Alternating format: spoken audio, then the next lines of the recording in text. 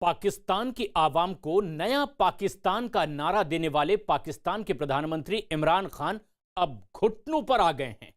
इमरान पाकिस्तान को तरक्की की राह पर तो नहीं ले जा सके, अलबत्ता कर्ज के दलदल में जरूर धकेल चुके हैं।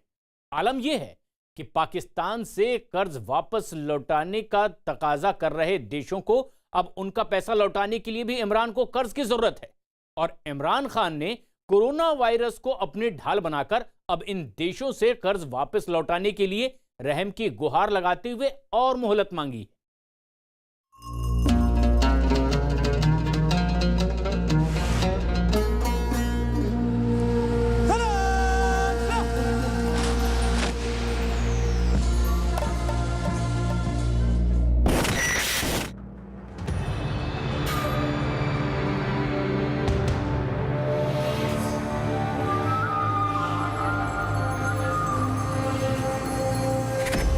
कंगाल हुआ पाकिस्तान।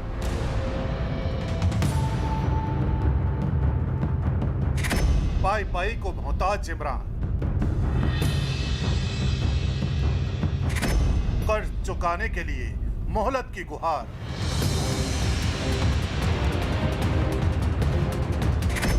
घुटनों पर इमरान।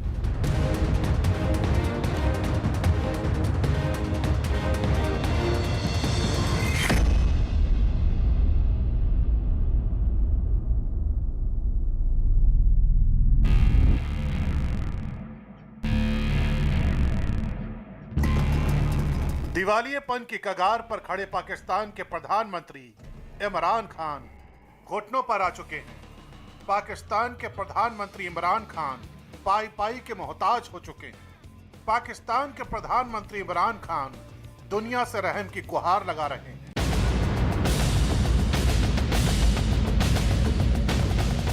गंभीर आर्थिक संकट से जूझ रहा पाकिस्तान दिवालियेपन की कगार पर पहुंच गया है और पाकिस्तान की बदहाल अर्थव्यवस्था की कमर कोरोना वायरस ने तोड़कर रख दी है। ऐसे हालात में पाकिस्तान ने कश्मीर मुद्दे पर अपनी अकड़ दिखाने के लिए सऊदी अरब और यूएई को आंख दिखाई थी, लेकिन जैसे ही दोनों देशों ने पाकिस्तान को दिया अपना अरबों का कर्ज लौटाने का तकादा किया तो इमरान खान घुटनों पर आ गए और फौरन सऊदी अरब और यूएई से कोरोना वायरस महामारी के खत्म होने तक कर्ज की किस्त चुकाने में छूट की गुजारिश कर दी।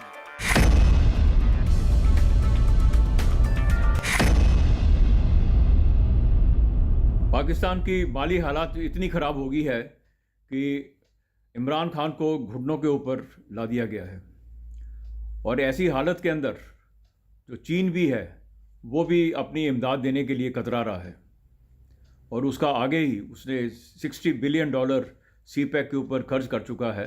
वो भी पाकिस्तान के ऊपर बहुत बड़ा कर्जा है और उसको मालूम है कि वो पाकिस्तान इसको पे करने की हालत में नहीं है। सऊदी अरब से मिले कर्ज के बाद पाकिस्तान ने अपना असली रंग दिखा ही दिया। पाकिस्तान ने कर्ज के पैसे का ज़्यादा इस्तेमाल आतंकवाद को बढ़ावा देने और चीन और तुर्की से हथियार खरीदने में किया। सऊदी अरब इस बात को लेकर पाकिस्तान से पहले से ही नाराज था और रही सही कसर पाकिस्तान के विदेश मंत्री शाह महमूद कुरैशी ने पूरी कर दी। कुरैशी ने कश्मीर को लेकर सऊदी अरब पे तंज कसा, जिसके बाद सऊदी अरब और पाकिस्तान के रिश्ते खराब हो गए। दरअसल पाकिस्तान सऊदी अरब पर लगातार इस बात का दबाव बना रहा था कि वो कश्मीर मुद्दे पर उसका साथ दे और भारत सरकार के खिलाफ सख्त रवैया अपनाए। दबाव बढ़ाने को लेकर पाकिस्तान के विदेश मंत्री शाह महमूद कुरैशी ने सऊदी अरब को धमकी दे दी थी कि अगर सऊदी अरब ने कश्मीर मुद्दे पर पाकिस्तान का साथ नहीं दिया तो पाकिस्तान OIC यानी ऑर्गेनाइजेशन ऑफ इस्लामिक कॉन्फ्रेंस के दूसरे मुस्लिम देशों के साथ खड़ा होगा।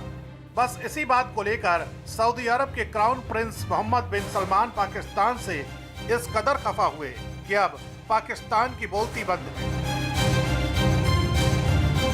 अक्टूबर 2018 में सऊदी अरब ने पाकिस्तान को 3 साल के लिए $6.2 बिलियन का वित्तीय पैकेज देने का ऐलान किया था।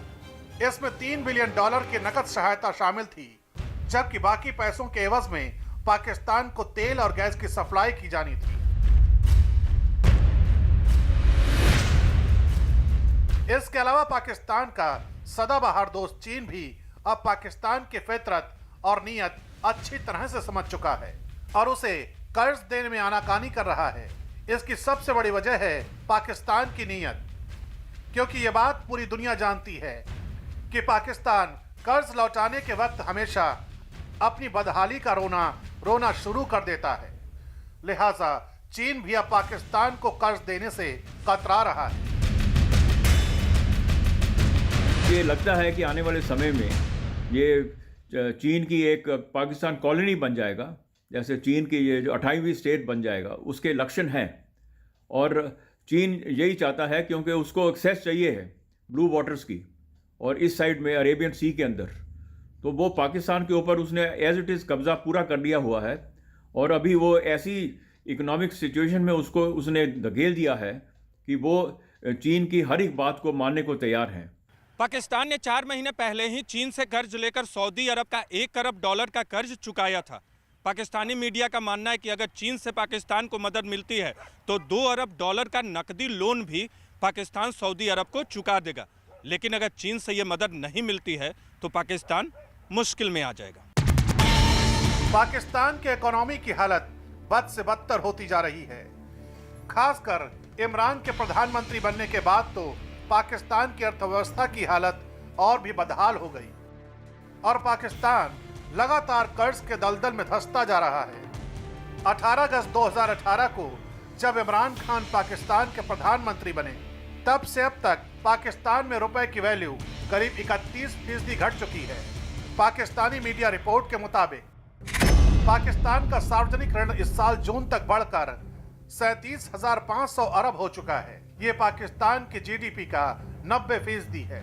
पाकिस्तान 2020 में कर्ज चुकाने पर 2800 अरब रुपए खर्च करेगा। 2 साल पहले पाकिस्तान का कर्ज 24,800 लाख करोड़ रुपए था।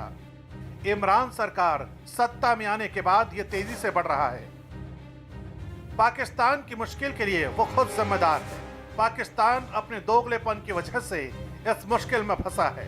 दरअसल सऊदी अरब का मानना है कि पाकिस्तान तुर्की से अपनी नजदीकियां लगातार बढ़ाता जा रहा है। एर्दोगान खुद को मुस्लिम देशों का खलीफा के तौर पर पेश करने में लगे हैं और पाकिस्तान हथियारों के लालच में तुर्की के पीछे चल रहा है। लिहाजा सऊदी अरब पाकिस्तान की असली फितरत को पहचानने के बाद उससे पल्ला झाड़ रहा है। जानकारों का मानना है कि पाकिस्तान अपने सबसे पुराने दोस्त यानी सऊदी अरब से दगाबाजी की कीमत चुका चुका है और अगर ये सिलसिला इसी तरह से जारी रहा तो पाकिस्तान का वजूद चीन के रहमो करम पर आ जाएगा। कुछ इस कदर कि अब चीन जब चाहे पाकिस्तान की आज़ादी का सौदा कर सकता है और इस सूरत हाल में इमरान खान और उनका निज़ाम चाहकर भी चीन के खिलाफ कुछ नहीं कर पाएंगे।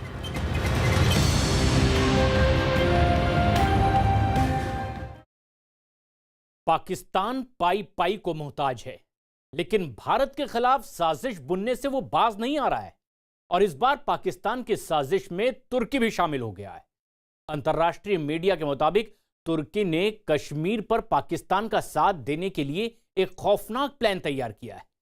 तुर्की सीरियाई मूल के आतंकियों को कश्मीर में आतंकवाद को बढ़ावा देने के मकसद से अब भेजने के प्लान पर काम कर रहा है, लेकिन तुर्की ये बात भूल चुका है कि पाकिस्तान की साजिश में शामिल होने के साथ ही उसने अपनी बर्बादी की कहानी भी खुद ही लिख डाली है।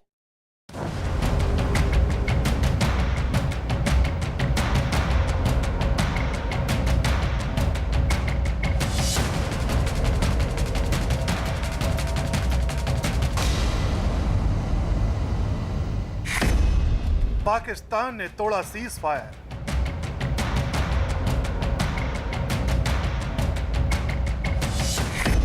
श्रीनगर में सुरक्षा बल पर हमला।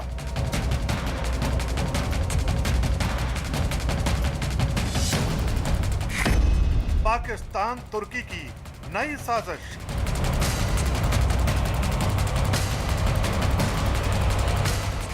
जोर जोर मौसेरे भाई।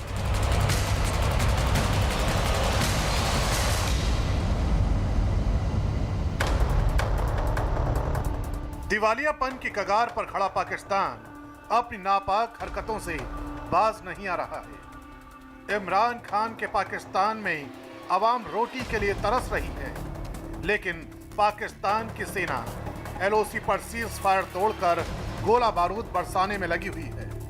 एक बार फिर पाकिस्तान की सेना ने पुंछ जिले के कस्बा और किरणी सेक्टर में गोलाबारी की। अब भारतीय सेना भी तय कर चुकी है कि पाकिस्तान को उसी अंदाज में जवाब देना चाहिए जो उसे समझ आती है।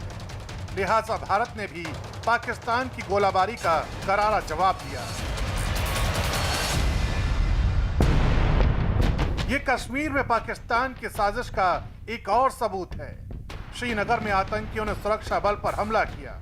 आतंकियों के इस हमले में एक पुलिसकर्मी समेत 2 लोग घायल हो गए। फिलहाल सुरक्षा बल इलाके को घेर कर आतंकियों की तलाश में सर्च ऑपरेशन चला रहे हैं। दरअसल पाकिस्तान कश्मीर मुद्दे पर दुनिया के हर प्लेटफॉर्म पर पिट चुका है, लेकिन अब उसकी मदद के लिए तुर्की आगे आया है। तुर्की की न्यूज एजेंसी ANF न्यूज ने कश्मीर मुद्दे पर एक रिपोर्ट छापी है। इस रिपोर्ट के मुताबिक तुर्की कश्मीर पर पाकिस्तान को खुलकर समर्थन देने का मन बना चुका है। दरअसल सीरिया में एक आतंकी संगठन सुलेमान शाह ब्रिगेड काम कर रहा है। इस आतंकी संगठन को तुर्की सरकार और उसकी सेना दोनों का समर्थन मिला हुआ है और इस आतंकी संगठन के सरगना अबू एमशा ने आतंकियों को यह जानकारी दी कि तुर्की कश्मीर मामले पर पाकिस्तान की मदद करने का मन बना रहा है। यानी अब तुर्की भी पाकिस्तान के साजिश में शामिल हो चुका है। 2 सबसे बड़े टेररिस्ट स्टेट, एक टर्की और दूसरा पाकिस्तान, इन दोनों स्टेटों ने हाथ मिला लिया है और दोनों की उसी किस्म की गतिविधियां हैं कि एक्सपोर्ट टेररिज्म। अभी टर्की भी इन्हीं के लाइन के ऊपर चल रहा है और वो पाकिस्तान को एक किस्म की अपनी शील्ड बना रहा है और पाकिस्तान को इंडिया के खिलाफ वो हर किस्म की इमदाद देने को तैयार है। पाकिस्तान के बाद अब तुर्की भी कश्मीर में आतंकवाद को बढ़ावा देने में जुट गया है। खबर है कि तुर्की कश्मीर में सीरिया के आतंकियों को भेजने की योजना बना रहा है। तुर्की की सरकारी मीडिया रिपोर्ट के मुताबिक भारत और पाकिस्तान के बीच कश्मीर का विवाद अजरबैजान और आर्मेनिया के बीच के विवाद की तरह है और तुर्की की मदद से ही 2 हफ्ते पहले अजरबैजान ने एक इलाके पर कब्जा किया। ANF न्यूज की रिपोर्ट के मुताबिक तुर्की सीरिया के आतंकियों को कश्मीर भेजने की फिराक में है। इसके लिए तुर्की की फौज के अफसरों ने सीरियाई आतंकी संगठनों से जल्द ही उन तमाम आतंकियों की लिस्ट मांगी है जो कश्मीर जाना चाहते हैं। इतना ही नहीं, कश्मीर जाने वाले सभी आतंकियों को तुर्की 2000 अमेरिकी डॉलर यानी करीब 1.5 लाख रुपए देगा। सिर्फ यही नहीं, अपनी साजिश को कामयाब बनाने की गरज से तुर्की इन आतंकियों की भर्ती के लिए एक अभियान भी चला रहा है। ANF न्यूज की रिपोर्ट के मुताबिक तुर्की कश्मीर में आतंकियों की भर्ती के लिए सीरिया के एजाज, जाराब्लस, अलबाब, अफरीन और इदलिब इलाकों में अभियान चला रहा है। इन आतंकियों के ग्रुप को पाकिस्तान की मदद से गुपचुप तरीके से कश्मीर भेजा जाएगा। अब इस बात को पूरी दुनिया जानती है कि तुर्की पिछले एक लंबे वक्त से हर मुद्दे पर पाकिस्तान का साथ दे रहा है, खासकर कश्मीर मुद्दे पर। जानकारों का मानना है कि जिस तरह से अजरबैजान और आर्मेनिया की हाल ही में जंग में जिस तरह पाकिस्तान ने तुर्की और अजरबैजान की मदद की थी, अब तुर्की उसी तर्ज पर पाकिस्तान की मदद कर रहा है। इस रात से तो पूरी दुनिया वाकिफ हो चुकी है कि अजरबैजान और आर्मेनिया के बीच हुई जंग के दौरान तुर्की ने अपनी सीरियाई आतंकियों की फौज को अजरबैजान की मदद के लिए भेजा था, जो कि सऊदी अरब पहले ही पाकिस्तान से अपना पल्ला झाड़ चुका है। लिहाजा पाकिस्तान अब तुर्की के साथ नजदीकियां बढ़ाने में लगा हुआ है और उसका गुलाम बनता जा रहा है। कुर्दिश मीडिया की एक रिपोर्ट के मुताबिक तुर्की ने अपने कश्मीर प्लान को अंजाम देने के लिए सीरियाई मूल के आतंकवादियों को इकट्ठा किया है और उन्हें उत्तरी सीरिया के एक इलाके में प्रशिक्षण दे रहा है। यह आतंकी लीबिया, अजरबैजान, यमन और दक्षिणी कुर्दिस्तान में तुर्की के इशारे पर जंग में हिस्सा ले चुके हैं। टर्की के अंदर मतलब इतना ऐसा हालात हो चुके हैं कि वो एक दूसरा कहा जाता है कि दूसरा पाकिस्तान इन द मेकिंग, एक वो भी एक थोड़े समय के अंदर उनकी भी इकॉनमी शटर हो जाएगी। चाहे वो उनका झगड़ा चल रहा है स्पेन के साथ में ऑयल के लिए या और कई सी से वो ऑयल निकालना चाहते हैं मेडिटेरेनियन से, तो उसके अगर वो चीज़ें भी चोक कर दी जाए तो टर्की का हाल भी हो जाएगा पाकिस्तान जैसा, और एक फेल्ड स्टेट और एक टेररिस्ट स्टेट एक दुनिया के अंदर उसको घोषित करना पड़ेगा। कश्मीर के मसले पर तुर्की लंबे वक्त से पाकिस्तान का समर्थन देते रहे। संयुक्त राष्ट्र समेत दूसरे अंतर्राष्ट्रीय मंचों पर कश्मीर के मसले को उठाने में तुर्की पाकिस्तान की मदद करता रहा है और सीरिया के मसले पर पाकिस्तान तुर्की को समर्थन देता है। 2019 में संयुक्त राष्ट्र महासभा में कश्मीर के मसले को तुर्की ने उठाया, तब भारत ने कहा कि यह भारत का अंदरूनी मसला है। दरअसल तुर्की के राष्ट्रपति एर्दोगान मुस्लिम देशों का खलीफा बनने की कोशिश में हैं और इसके लिए वो सऊदी अरब का प्रभुत्व खत्म करना चाहते हैं। लिहाजा राष्ट्रपति एर्दोगान ऐसे फैसले ले रहे हैं जिनकी बिना पर वो मुस्लिम देशों को ये साबित कर सकें कि तुर्की ही उनकी अगुवाई कर सकता है और अपने इस सपने को पूरा करने के लिए कश्मीर मुद्दे पर पाकिस्तान की मदद कर रहे हैं। लेकिन एर्दोगान ये भूल रहे हैं कि पाकिस्तान के साजिश में शामिल होने के बाद उनका हश्र भी पाकिस्तान की तरह ही होगा, यानी दुनिया तुर्की को भी अकेला छोड़ देगी।